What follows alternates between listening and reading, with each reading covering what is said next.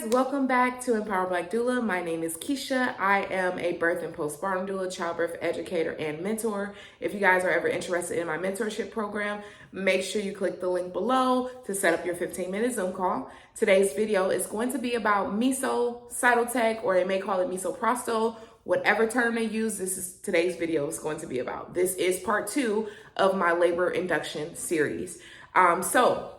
We're going to get into the risk and benefits. We're going to talk about what meso is and what it looks like so you have more knowledge when you go into being induced and you are informed. So let's get into the video.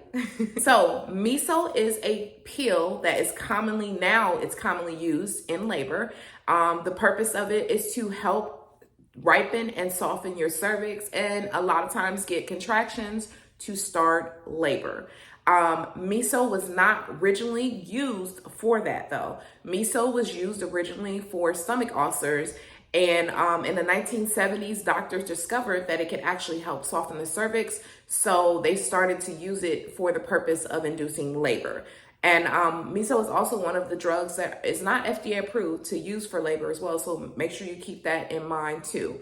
But meso, if given, it can be given orally. Sometimes it can be given vaginally as well. During my research, I did notice that a lot of researchers and studies and things like that said that there has been some misuse of meso.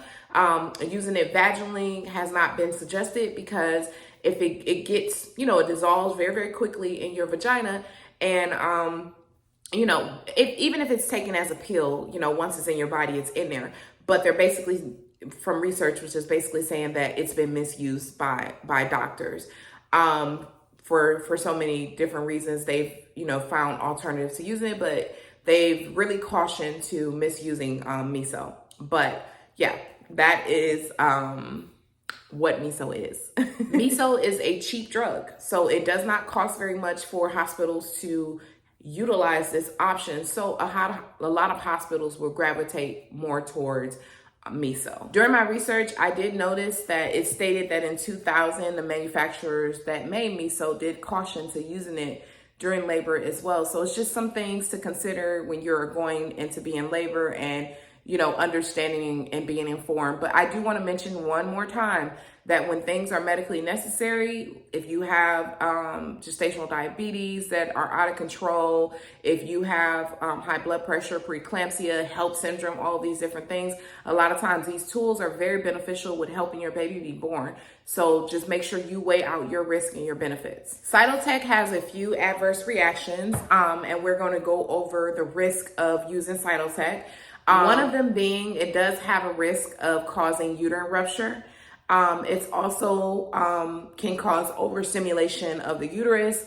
Like I said in the beginning, once you get that pill is in you regardless if you take it orally or vaginally. So it's kind of hard for them to control when your uterus is overstimulated. Another thing is it can cause a placenta abruption. It can cause that placenta to detach from your uterine wall very early in labor or just in general in labor if those contractions are too strong.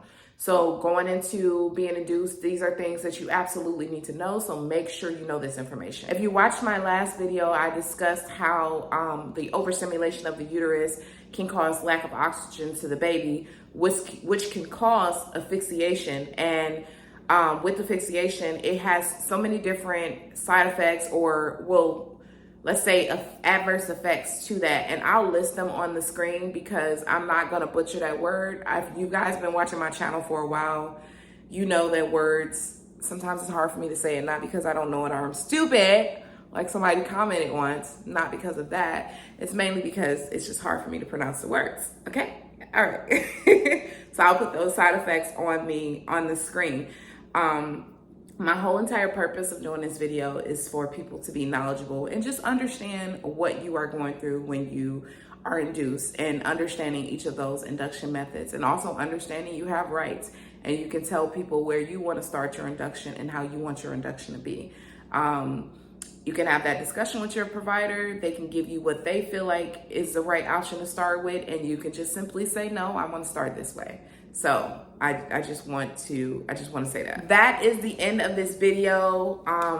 If you are being induced with misoprostol, meso, or Cytotec, those are the 3 terms that they would use when talking about this drug. this video was meant for you, or just if you need more education on inductions in general.